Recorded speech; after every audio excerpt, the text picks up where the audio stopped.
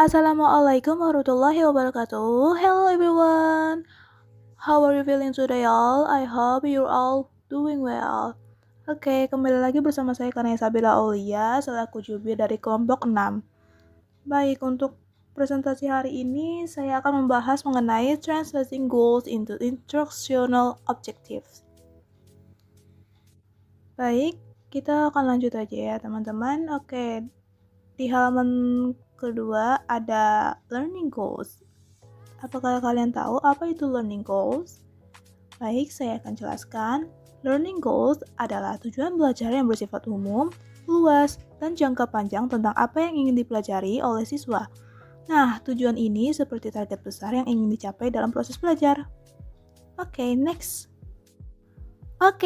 Selanjutnya ada instructional objective. Teman-teman, kalian tahu nggak sih arti dari instructional objective itu apa?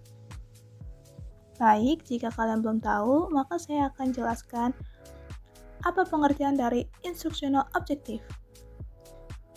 Instructional objective adalah pernyataan yang lebih spesifik tentang apa yang bisa dilakukan oleh siswa setelah mengikuti pembelajaran atau di akhir pelajaran. Next. Di halaman selanjutnya ada the link between goals and objective. The link between goals and objective adalah hubungan antara keduanya, ialah di mana tujuan umum, goals, di tingkat kurikulum yang merupakan target besar yang ingin dicapai menjadi dasar untuk merumuskan tujuan khusus objectives di tingkat silabus yang lebih spesifik dan terukur. Next.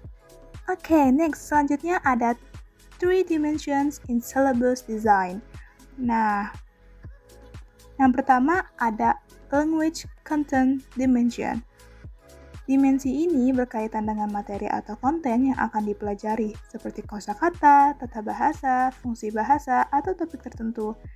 Pemilihan konten bahasa harus disesuaikan dengan kebutuhan dan tujuan pembelajaran. Lalu, yang kedua ada the process dimension. Nah, dimensi ini merujuk pada bagaimana kegiatan belajar mengajar dilaksanakan. Ini melibatkan strategi pengajaran, aktivitas kelas, interaksi antara guru dan siswa, serta bagaimana siswa memproses informasi dan mengembangkan keterampilan berbahasa mereka. Lalu yang terakhir ada the product or outcomes dimension. Dimensi produk mengacu pada hasil belajar yang diharapkan. Ini bisa berupa kemampuan siswa dalam menggunakan bahasa secara lisan atau tulisan, pemahaman mereka tentang materi, atau hasil tugas dan proyek yang mereka kerjakan. Next. Ada writing a complete objective. Kalian tahu nggak sih apa itu writing a complete objective? Baik, saya akan jelaskan. Writing a complete objective itu adalah tujuan pembelajaran itu pernyataan yang menjelaskan dengan jelas apa yang harus dilakukan siswa, sebaik apa hasilnya, dan dalam kondisi atau waktu seperti apa tugas itu harus diselesaikan. Semakin jelas guru menuliskan tujuan, semakin mudah juga untuk menilai apakah siswa sudah berhasil atau belum. Next. Selanjutnya ada tujuan pembelajaran instructional objective yang lengkap terdiri dari 4 bagian penting. Apa aja sih 4 bagian penting itu? Yang pertama ada condition. Condition ini mencakup dari kapan dan dalam keadaan seperti apa siswa akan melakukan perilaku atau tugas tersebut. Yang kedua ada subject. Siapa yang akan melakukan tindakan atau tugas tersebut, biasanya si siswa. Yang ketiga ada behavior atau perilaku.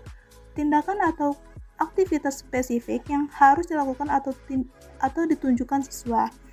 Yang terakhir ada kriteria, seberapa baik atau sejauh mana siswa harus melakukan tindakan itu agar dianggap berhasil. Next. Nah, teman-teman, setelah kita mengetahui isi penting dalam menuliskan tujuan pembelajaran, penting juga kita harus memahami bahwa tujuan pembelajaran dibagi ke dalam beberapa kategori sesuai dengan aspek yang ingin dicapai. Kategori apa aja sih yang sesuai dengan aspek yang ingin dicapai itu? Baik, saya akan beritahu kalian. Berikut ada 3 kategori dasar tujuan pembelajaran instructional objective. Yang pertama ada cognitive objective, tujuan kognitif. Tujuan kognitif ini berkaitan dengan kemampuan berpikir dan pengetahuan siswa. Yang kedua ada affective objective, tujuan afektif. Tujuan afektif ini berhubungan dengan sikap siswa dalam pembelajaran.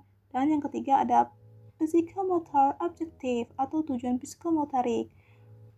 Tujuan psikomotorik ini berhubungan dengan keterampilan fisik. Seperti itu ya teman-teman. Oke, next selanjutnya ada Bloom's Taxonomy of the Educational Objectives. Nah, penting nih untuk kita mengetahui bahwa dalam dunia pendidikan, guru dan pengajar membutuhkan cara yang sistematis untuk merumuskan tujuan pembelajaran dan mengukur kemampuan siswa secara bertahap, mulai dari yang mudah hingga yang kompleks. Untuk membantu hal tersebut, muncullah taksonomi Bloom. Teman-teman, kalian tahu nggak sih apa itu taksonomi Bloom? Baik, saya akan jelaskan apa itu taksonomi Bloom. Taksonomi Bloom adalah sebuah kerangka kerja yang dibuat oleh Benjamin S. Bloom pada tahun 1956 untuk mengelompokkan tujuan pembelajaran ke dalam tingkatan-tingkatan kemampuan berpikir siswa dari yang paling dasar, sederhana, sampai yang paling tinggi, kompleks. Taksonomi Bloom terdapat dua versi, yaitu versi lama dan versi baru revisi. Keduanya memiliki tujuan yang sama, tapi nama pada tingkatan atau level menggunakan kata yang berbeda. Apa aja sih itu? Baik, mari kita simak. Yang pertama ada remembering, yaitu mengingat. Siswa diminta untuk mengingat atau menyebutkan kembali informasi, ide, dan prinsip yang telah mereka pelajari. Yang kedua ada understanding, memahami. Siswa diminta untuk menjelaskan informasi, ide, dan konsep yang telah dipelajari. Yang ketiga ada applying, menerapkan. Siswa diminta untuk memilih dan menggunakan informasi yang sudah dipelajari untuk menyelesaikan tugas atau memecahkan masalah. Yang keempat ada analyzing, yaitu menganalisis. Siswa diminta untuk membeda-bedakan atau memilah bagian-bagian dari suatu informasi. Yang kelima ada evaluating, atau mengevaluasi. Siswa membuat penilaian atau keputusan berdasarkan kriteria tertentu dengan cara memeriksa dan mengkritisi sesuatu. Dan yang terakhir ada creating, mencipta. Siswa menciptakan sudut pandang baru atau menghasilkan produk baru. Setelah kalian melihat dan menyimak video materi ini, apakah kalian bisa menyimpulkan materi dalam video ini? Baik, jika kalian masih kebingungan, maka saya akan menyimpulkan materi dari video ini. Jadi, kesimpulannya adalah dalam merancang pembelajaran, guru perlu mengubah tujuan umum menjadi tujuan pembelajaran yang lebih spesifik dan terukur. Tujuan ini harus mencakup isi, materi, proses belajar, dan hasil yang diharapkan. Di Indonesia, hal ini sejalan dengan kurikulum berbasis kompetensi, kompetensi inti, dan kompetensi dasar. Tujuan pembelajaran juga harus memuat unsur kondisi, subjek, perilaku, dan kriteria keberhasilan, serta mencakup aspek kognitif, afektif, dan psikomotor.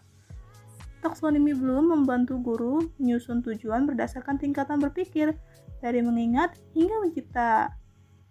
Semoga materi ini memberikan pencerahan bagi Anda dalam menyusun tujuan pembelajaran. Kuncinya ada pada ketelitian Anda dan kejelasan Anda. Jangan ragu untuk terus berlatih dan bereksperimen. Mari kita ciptakan pembelajaran yang berdampak. Terima kasih sudah menonton dan menyimak video ini. Sampai bertemu lagi. Wassalamualaikum warahmatullahi wabarakatuh.